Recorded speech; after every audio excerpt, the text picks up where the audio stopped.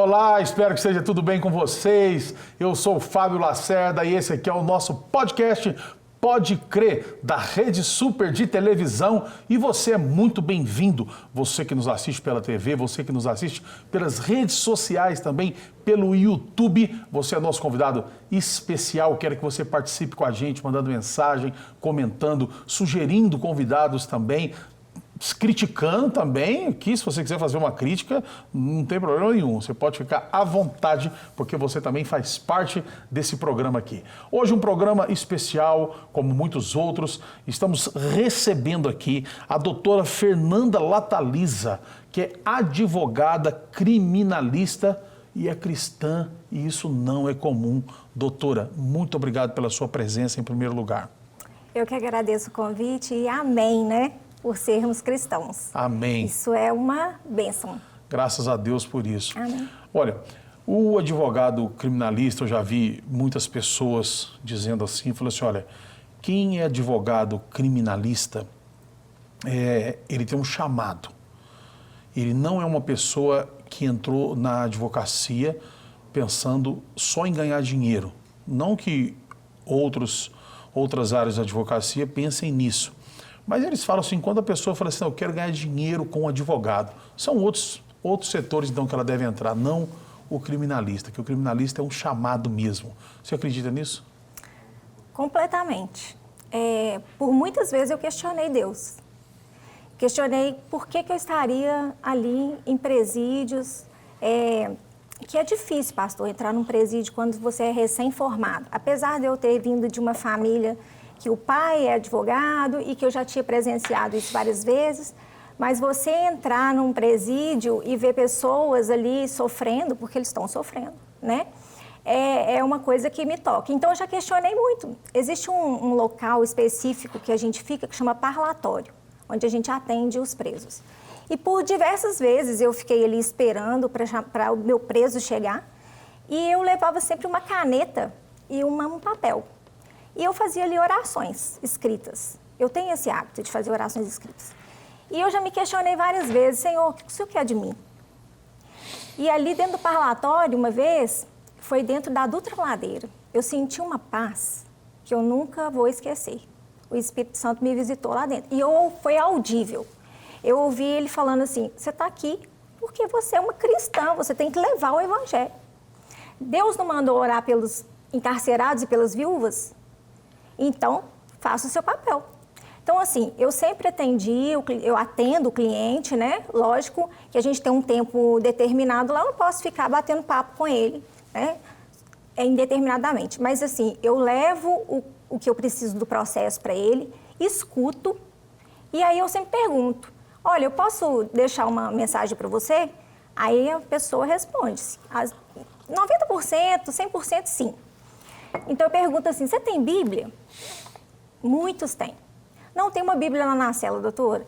Então eu falo, olha, você está aqui por um motivo, a gente não sabe, Deus conhece seu coração, e você conhece a palavra de Efésios 6, da armadura de Deus? Que Paulo, dentro da prisão, ele escreveu. Aí, logicamente, inspirado pelo Espírito Santo, e a pessoa fica me olhando, não, vou chegar lá na cela e vou ler.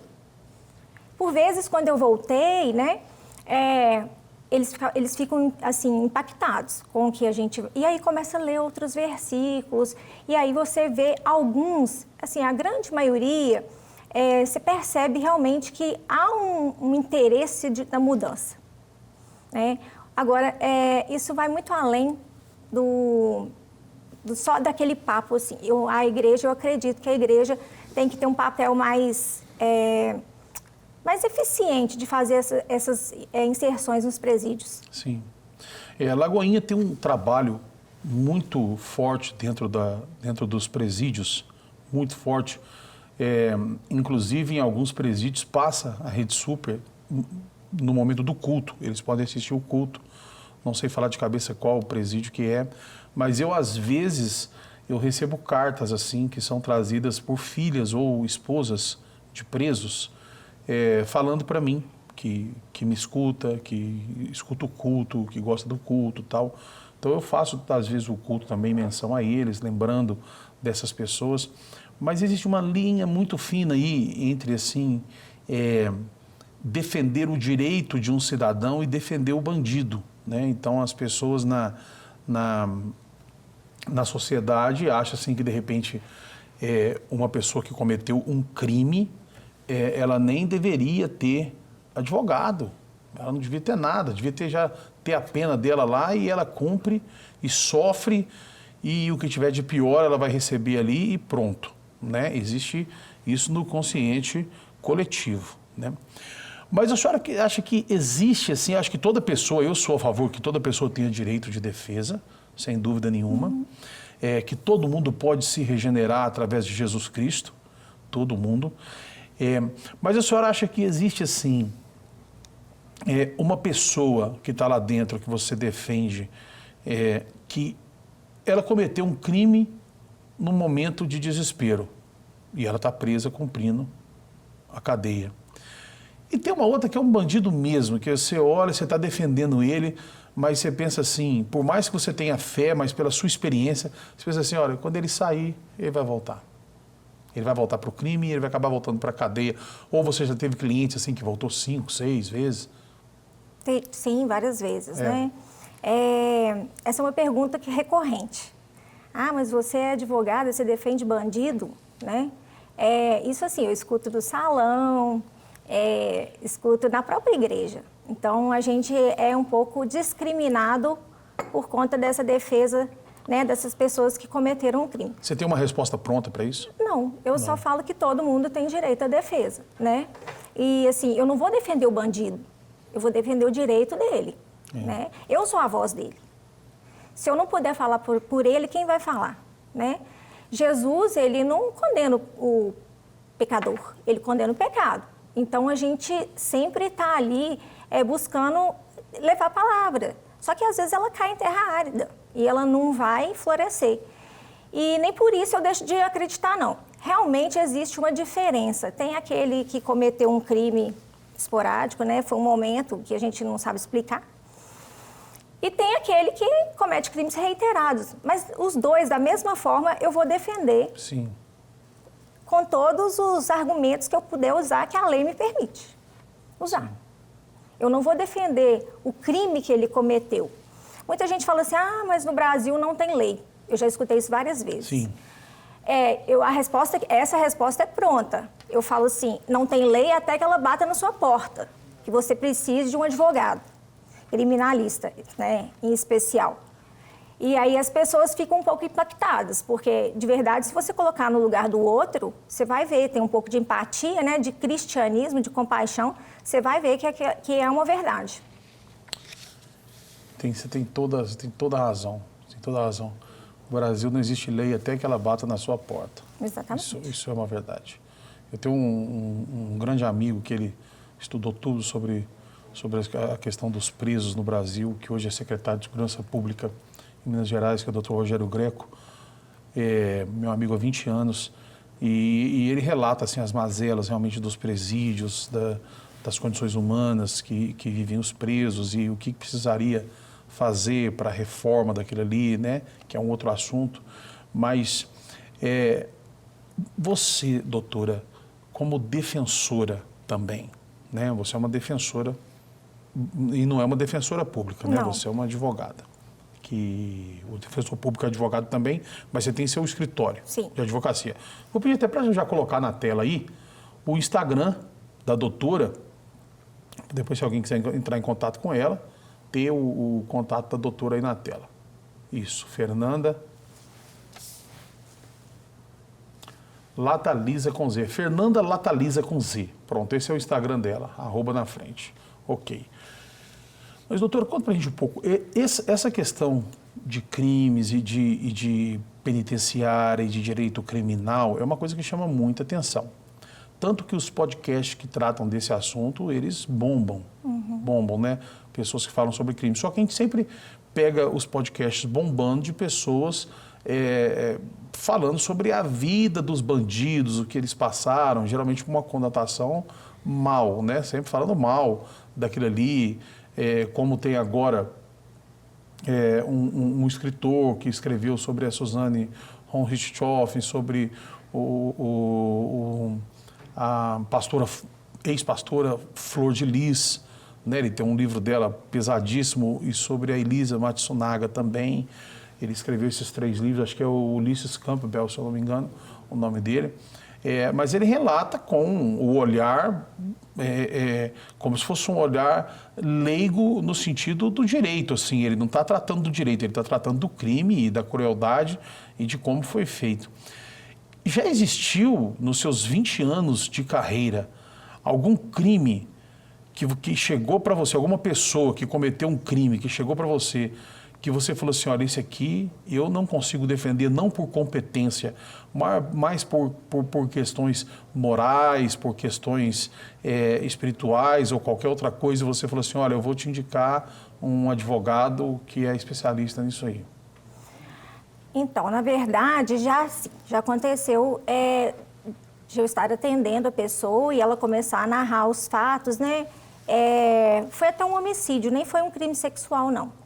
Mas ele tinha alguma coisa ali, eu posso falar que foi o Espírito Santo, que me incomodou, eu não dei conta.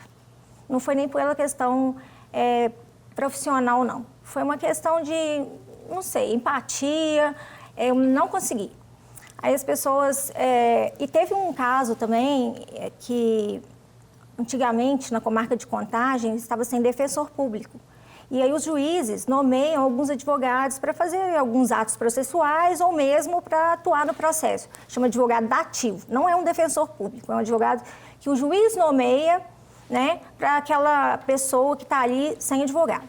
Então, nessa época lá não tinha advogado e uma juíza e uma promotora me pediram para fazer uma audiência, porque eu tinha acabado de fazer a minha audiência. Ela falou assim, doutora, a senhora não pode fazer essa audiência para nós, não? Eu falei, posso, estou aqui, vou fazer. Era um crime de estupro, que o pai estuprava a filha. Então, assim, aquela audiência foi para mim, porque não foi o simples fato de um estupro, foi o caso em si. Sim. As peculiaridades do caso. Então, aquilo... Acabou a audiência, todas nós ficamos assim, a gente via que elas estavam incomodadas também. E no final eu falei com ela, olha, doutora, eu fiz a audiência, mas eu não tenho condições de fazer as alegações finais dele, pedindo absolvição. Eu não tenho condições. Só fazendo um adendo assim, porque as pessoas que estão em casa nos assistindo, a gente ouve falar em caso de estupro e já fica chocado de saber de um pai que estuprava uma filha, né? Mas vocês que trabalham com o processo ali, as pessoas não sabem que os processos têm foto, tem laudo, Sim. tem depoimento, né, da criança, descrevendo exatamente o que aconteceu, né, as imagens daquilo ali, e isso aí tem que ter estômago, porque se a gente que só ouve falar fica chocado, imagine vocês que têm que ver aquilo ali e analisar. Pastor, eu acho que a gente vai criando uma couraça, sabe? E Jesus, ele vai capacitando, porque tem hora que não vai pela força do braço de jeito nenhum. A gente vai... nós temos os nossos momentos, né? Todos nós temos os nossos fantasmas. E realmente as fotos às vezes impactam, né? Eu já tive casos de acidente de automóvel, de um cliente embriagado que matou uma criança. E aí as fotos dentro do processo da necrópsia, né, impacta realmente. Eu tenho uns mecanismos assim de proteção. Sim, claro. Né? Então eu evito primeiro olhar essas fotos, essas coisas, as falas do promotor de justiça, que é a pessoa que acusa, né? Sim. Eu tento, de uma certa forma, criar algumas defesas para que eu não fique envolvida com aquilo ali e me impeça de fazer o trabalho bem feito, né? O trabalho técnico. Mas a gente tem que ler laudo, tem que ver foto, tem que pesquisar. Tem que ter humildade também de não saber pedir ajuda, né? Porque a gente, o direito penal, ele lida com o que é o mais caro para nós, que é a liberdade. Então, se a gente... o peso de saber que você está defendendo uma pessoa e que ela precisa da sua ajuda para, né, ou para ter uma pena justa, ou para ser absolvido, isso realmente a gente vai criando com o dia a dia. Não tem jeito de falar assim, formei, estou preparada. Não, a gente aprende todo dia. E o direito, você tem que estudar todos os dias. Sim. Eu aprendi muito com um juiz que trabalhou em Contagem, hoje ele é desembargador, e assim, ele me ensinou muito, sabe? E uma das coisas que ele me ensinou foi que estudar 1 hora por dia. Independente se é aquele caso ou não, estuda direito 1 hora por dia. E eu tenho feito isso a vida toda, isso tem me ajudado bastante. E, como você falou, é um sacerdócio, não é para qualquer um. Eu já vi muita gente que começou, ascendeu, a gente fala assim, nossa, esse cara tá bombando, e não aguentou. Sim. Né? A permanência ali todos os dias no seu escritório, porque tem muita gente que também vai ali, muitas mães que vão ali para serem ouvidas, né? Sim. Hoje mesmo a mãe falou comigo no telefone assim, nossa, eu conversei com vários advogados, mas eu senti paz só com a senhora. Então eu vou aí amanhã. Então ela vai no meu escritório, porque assim, a gente tem que... A pessoa já está desesperada, você vai trazer mais desespero para a pessoa? É verdade. Não tem é condição. verdade. Doutora, vou falar uma coisa para a senhora aqui, que é uma curiosidade que eu tenho certeza de muitas pessoas que estão em casa. A senhora é uma advogada que está há 20 anos trabalhando na área criminal, né? Tem uma experiência de vida, coleciona casos e casos. E, gente, vamos falar abertamente, não vamos ficar aqui botando pano quente em nada, a senhora trata com bandidos. Sim. Né? Alguma vez na sua vida, por algum caso que não teve êxito, que a gente sabe que, imagine, tem crimes que não tem, você procura, o advogado vai procurar amenizar o que é de direito ali do preso, mas ela sabe que não tem livramento, ele vai pegar cadeia pelo que ele cometeu, tem provas, tem tudo, foi preso, foi flagrante e tudo mais, as coisas jurídicas que vocês sabem. Então o advogado já sabe disso. Está ali para garantir algum direito que, porventura, ele possa vir a ter. Mas teve alguma coisa que você... Não é que você não teve êxito, mas que a pessoa foi presa e ela ficou revoltada e te ameaçou, mandou facção te ameaçar, alguma coisa assim? Sim. Mas olha, não, nunca aconteceu. Nunca aconteceu. Eu sempre digo assim, para você lidar com o direito penal, para você trabalhar com o direito criminal, você tem que falar a verdade. E primar pela verdade. Se você titubear, se você... Lógico que garantir, nenhum advogado garante, acredito eu. Mas a gente tem que ter um olhar, assim, direto, uma fala direta e falar com ele, olha, suas chances são essas e você vai ser condenado, a sua pena pode ser reduzida aqui ou não, a gente pode usar essa estratégia aqui, mas se não der certo, nós vamos usar essa aqui. Mas... como eu disse, não tem como. As pessoas são condenadas, né? Elas podem até arrepender, mas as consequências do pecado vão ficar, elas têm que pagar por isso. E assim, de verdade, eu nunca tive uma ameaça, minha família, a gente nunca teve uma ameaça, não. Mudou muito a advocacia criminal da época que eu comecei, sabe? Eu acredito, assim, a gente já teve situações de eu atender, no início era mais, nas celas, na porta da cela, né? Tem até uma delegacia que foi desativada, que é o 2º distrito, onde é o Ceresp Contagem hoje, que lá era uma verdadeira masmorra, né? O fato da pessoa ter cometido um crime, ela tem que cumprir a pena dela, mas não quer dizer que ela precisa ser torturada, né? Precisa comer comida estragada, tomar banho da forma que eles tomam, que é um banho frio, né? Isso são coisas que me incomodam. Por mais que a pessoa tenha cometido um crime, ela merece um julgamento justo e uma execução de pena justa. Eu não tive, pastor, só voltando à pergunta, eu não tive nenhuma ameaça, nem a minha família. Sim. Deus tem cuidado da gente. Certo, que bênção. Não, isso aí é com certeza o cuidado de Deus dentro do seu profissionalismo. Eu não acho que não é um cuidado de Deus no sentido de te blindar, não deixar ninguém te ameaçar. Eu acho que é um cuidado de Deus te capacitando a ser uma boa profissional, né? Para que as pessoas que são seus clientes e que cometeram crimes te respeitassem desde o início, né? Porque você é uma pessoa que fala a verdade, que não faz falsas promessas, né? Quando a gente vê aí advogados que foram assassinados, que eram advogados de bandido, quando você vai ler a história no jornal mesmo, não estou nem falando de bastidores, você vê que a pessoa estava toda envolvida com aquilo ali, pegando dinheiro, falando que ia soltar em 30 dias, essas coisas assim, não aconteceram, e aí acaba-se dessas maneiras, né? Mas olha só, queria falar de um assunto também que é muito polêmico, que é a questão dos direitos humanos, né? Sim. Você acha que os direitos humanos, ele funciona dentro da cadeia? Você é a favor dos direitos humanos e você acha que esses direitos humanos que existem hoje em dia, realmente, ele faz o papel dele ou ele é mais uma instituição, mais uma massa de manobra, assim, para alguma questão política? Olha, direitos humanos é uma questão que eu sou a favor. Eu sou a favor, sim. Né? Lógico que tudo tem um limite, né?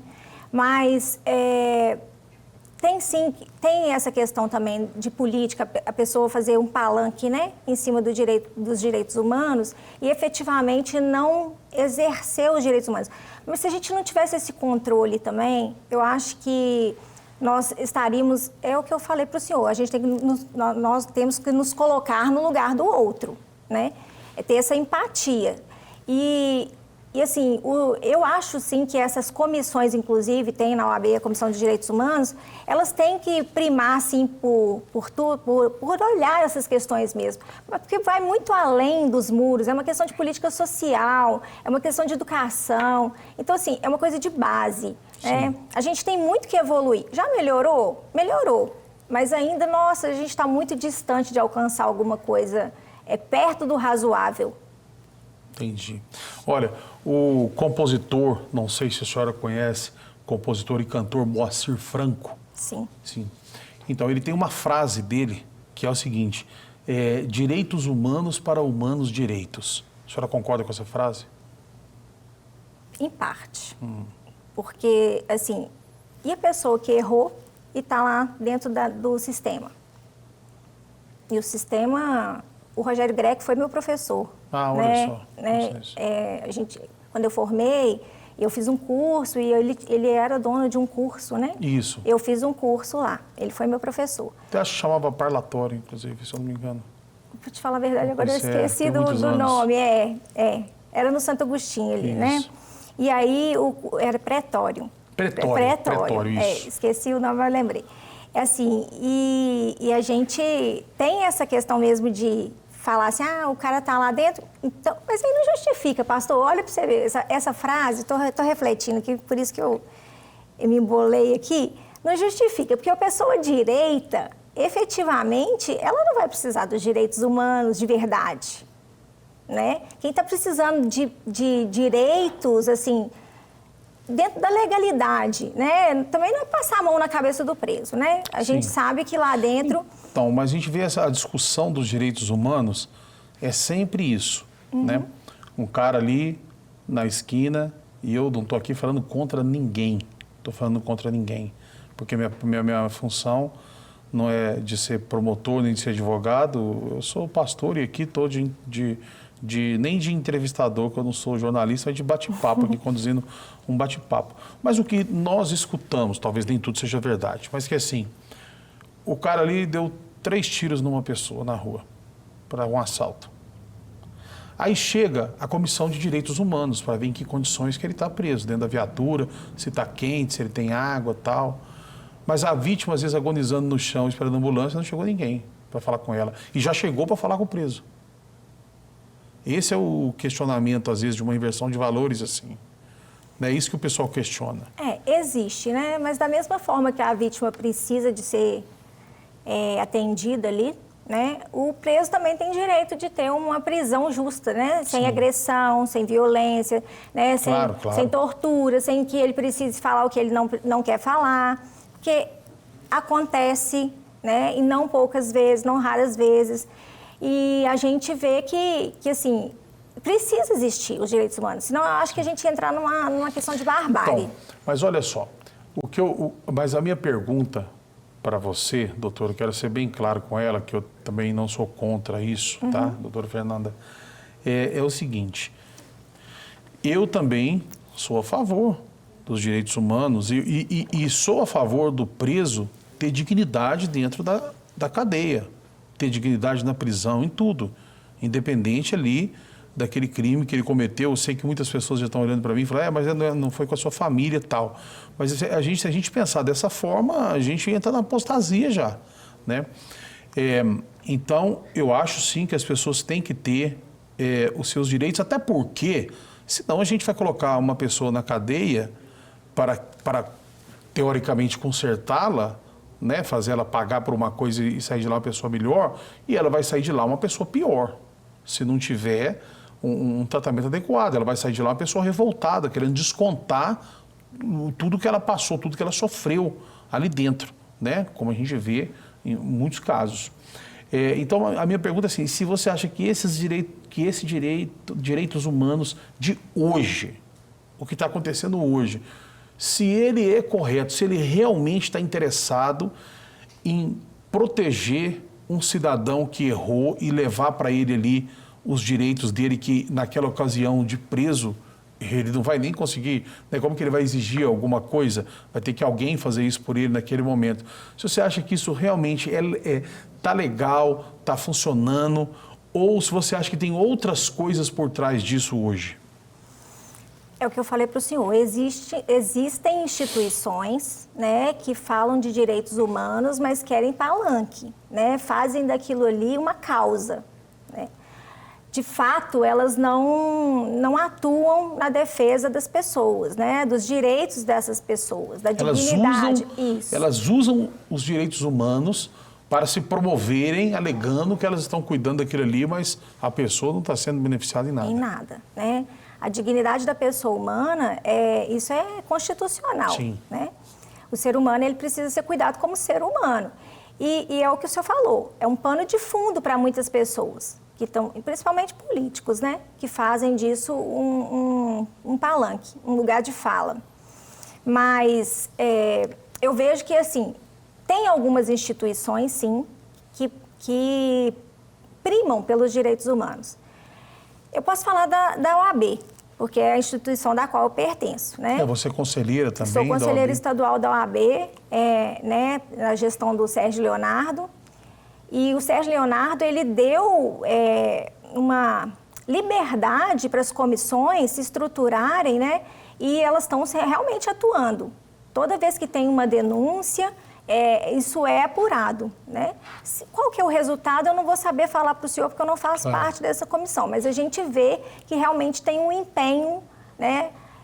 Principalmente como advogados, né? Tentar ali minimizar os danos, porque efetivamente a gente está bem distante ainda de falar assim que nosso sistema carcerário é digno, é humano. Não, que isso, eu converso muito com o doutor Rogério, e a gente sabe que o sistema carcerário no Brasil, existem algumas cadeias modelo tal, né? Mas a maioria é uma selvageria, né?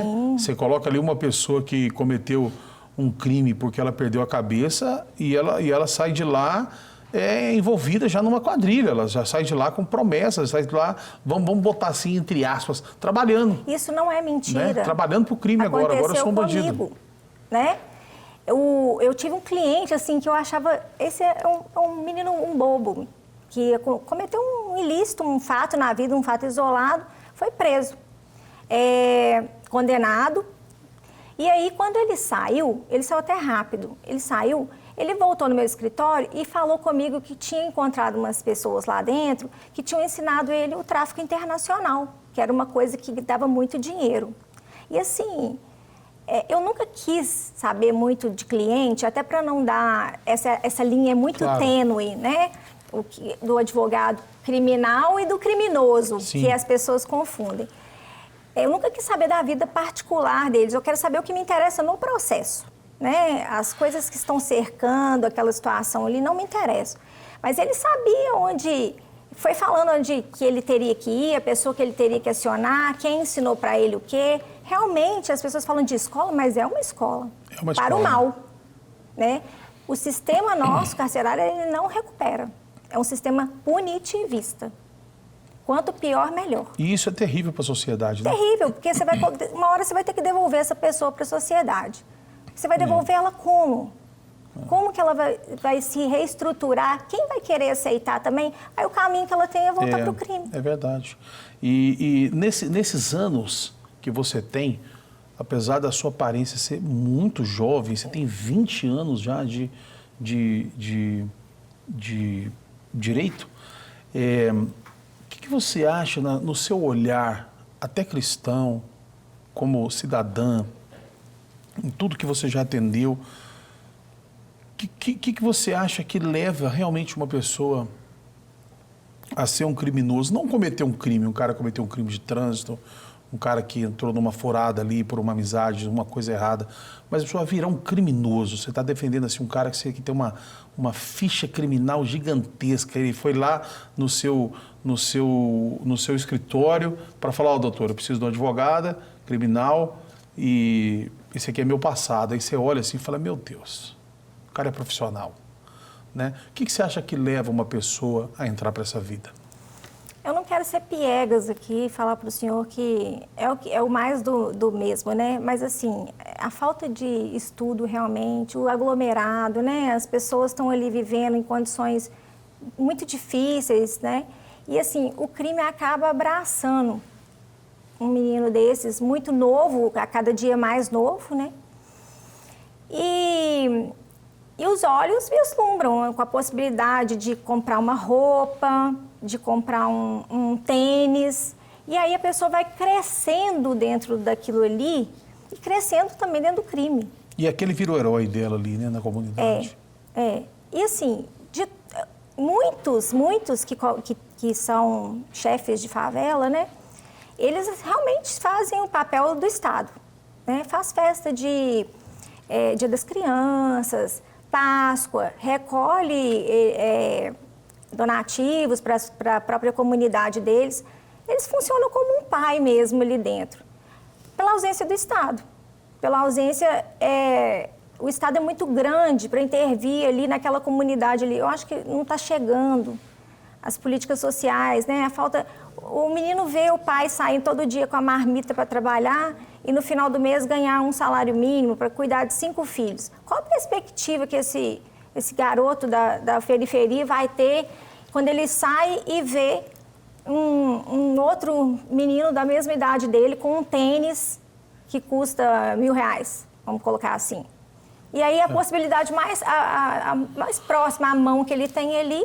E obviamente deixar muito claro aqui que a senhora não está justificando nada. Não. Você está contando o que é uma realidade, né, que acontece. Eu até ouvindo ontem uma entrevista de um capitão do BOPE, ele dizendo que ele, igual você, ele gosta muito de conversar. Quando ele prende, ele fala que ele gosta muito de conversar com o bandido ali, né? E ele faz uma pergunta para todos. Ele fala assim: pô, por que você entrou nessa vida? E todos respondem isso aí, que você falou. Falou assim: eu entrei porque eu queria um cordão, eu tinha vontade de ter um cordão de ouro também. Eu entrei porque eu queria ser reconhecido na comunidade.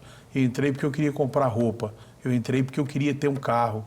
Né? Ninguém fala assim: eu entrei porque eu queria ajudar minha mãe, ajudar meu pai, ajudar a sociedade, ajudar nada disso. Sempre ele teve uma referência, né, lá dentro, que levou ele para o caminho do mal. Agora, você vem de uma família de advogados, né? O seu pai foi advogado também? Meu pai é advogado. Seu pai é advogado. É advogado ainda. Agora, seu pai é advogado, é criminalista também? Criminalista. E seu pai já deve ter uma história que eu já peço a Camila para já marcar, agendar o seu pai aqui com a gente, que se você tem tantas histórias assim, imagino ele. Seu pai já defendeu muito policial também? Muito. Muitos pastores também? Sim, pastores, policiais. A gente tem uma clientela boa dentro da polícia, né? Sim. Porque o policial está ali, sai de manhã para trabalhar e às vezes tem uma troca de tiro. Entra na favela, troca tiro com um bandido, ele está ali sobre uma ordem, um comando, né? Tem que defender a sua vida, lembrar que ele tem uma família em casa, que ele saiu para trabalhar, para defender a sociedade. E muitas vezes esse policial responde um processo. Sim. Por homicídio, né? Por tortura. E assim, a gente tem muitos policiais que são pessoas que inclusive trabalham sob muita pressão. Imagino. Muita pressão. Imagino.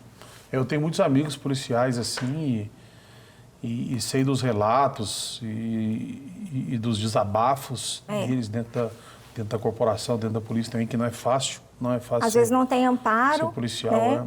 Exatamente. E o policial ainda, ele responde administrativamente, Sim. né? Então, ele tem a parte criminal e tem a parte administrativa. E de estrutura também, né? De tudo, né? Às vezes o alojamento que o policial fica, que está de serviço, onde ele come lá também, às vezes a gente pode comparar até com o presídio também. As condições né? não que são são condições boas. que não são boas. Hoje você vê muita viatura, muitas, no meu bairro assim, passa muitas viaturas. E viaturas novas, viaturas boas, viaturas grandes, caminhonetes, assim. Mas eu me lembro que em 94, assim, nossas viaturas da polícia era tudo carro 1000. Eu tinha um vizinho policial e uma vez aconteceu um crime na minha rua. E ele foi lá, e ele foi até lá, ele morava na minha rua e ele estava em serviço e ele foi na minha rua. E um policial, e eu lembro de um diálogo dele com um policial mais novo, com certeza menos experiente, falou assim, com ele assim, o tenente, vão atrás, vão atrás, vão atrás. E ele falou assim, cara, os caras estavam, acho que num Passat, uma coisa assim, que tinham cometido aquele fugido. Ele falou assim, como que nós vamos atrás de um carro 1000? Como que nós vamos correr atrás de um carro que está de um cara que tem um carro 2.0, 2.4, motor V6, e nós estamos num Palio 1000, nós vamos atrás dele, que saiu daqui tem 5 minutos, fazer o quê? Né? Então, hoje melhorou muito ainda a estrutura da polícia, né? Mas quando você fala assim, seu pai é advogado de pastores também, existem muito crimes entre pastores também, doutora? Olha, aumentou muito, né? Vários pastores estão sendo acusados de muita coisa, assim como em outras religiões também, sim, né? Mas tem sim, tem vários casos que eu não posso, né, nem falar o caso aqui, porque senão as pessoas vão saber. Mas tem pastores presos e isso chateia muita gente, né? Sem dúvida, sem dúvida. E olha, eu te perguntei lá, por que o criminoso, né, profissional aí, vamos dizer assim, quando eu estou falando de criminoso profissional, gente, estou falando que crime é uma profissão de maneira nenhuma. Eu estou fazendo aqui estou criando uma metáfora, dizer assim, uma pessoa que já tem ficha criminal, que para ele ser preso hoje ou não tem diferença. Ele já, quando ele for ser preso, tá lá, os amigos dele já estão presos, depois ele já sabe quando que ele vai sair e tudo mais. Você vê umas entrevistas aí na televisão, ou na televisão não, na internet, né, que a repórter chega e aí o que aconteceu? O cara, ele já fala o crime dele, já fala o código que foi e já fala quanto tempo que ele vai ficar preso, já fala que aquilo ali não foi flagrante, o advogado dele está chegando, eles vão ter que soltar ele. O cara já sabe tudo, já sabe o direito, né? Então você me contou aí por que esse tipo de criminoso vai ao crime, porque ele tem uma referência dentro da comunidade que ele, na falta de outras coisas, ele quer ser igual àquela pessoa. E dentro da sua experiência, eu sei que na sua ética você não vai contar nada e nem é esse o caso, mas o que você acha que tem levado mais os pastores a cometerem crime? Por que um pastor entra para o mundo de crime? São crimes diversos, né? Desde crime contra a honra, injúria, difamação, até crimes sexuais. Então, da mesma forma que ele é um líder religioso... Eu sei que você não pode contar, mas muita coisa notória no Brasil inteiro, né? Não em Belo Horizonte só, mas no Brasil inteiro, assim, dessa área sexual, é terrível, né? Tá terrível. Terrível, né? E choca mais, escandaliza. A gente teve um caso bastante grave, assim, que envolveram muitas mulheres e foi bem marcante, assim, mas acontece. Infelizmente, eu acho que isso, pelo lado religioso, né, infelizmente... Tem nem o que dizer. Não vigiou, né, mas, assim... Pelo lado humano, isso é do ser humano, é da índole humana, né? E eu não saberia falar para o senhor, assim, certamente, tecnicamente, o que leva uma pessoa a cometer um crime dessa natureza. Sendo pastor. Sendo pastor, dentro dessa ótica que nós estamos tratando aqui. Mas essa questão da difamação, da calúnia, pode acontecer com Sim. qualquer um. Né? Aí até eu volto mais uma vez a falar do advogado criminalista. Certo. Às vezes as pessoas julgam, mas a pessoa às vezes fala uma coisa que ela nem tem conhecimento de que aquilo é crime, né? Sim. E aí está respondendo um processo criminal. Para a gente encerrar, infelizmente nós vamos ter que encerrar agora, mas só para deixar bem claro para as pessoas entenderem que existe uma diferença entre advogado criminalista e advogado criminoso. É uma diferença muito grande. E que o advogado criminalista, ele não é só daquela pessoa canibal que matou, que estuprou, não. Qualquer crime que você cometer, né, até por uma coisa que você falou, você vai precisar de um advogado criminalista. Né? E aí você vai entender de outra forma a vida, né? Vai parar de julgar tanto igual as pessoas julgam.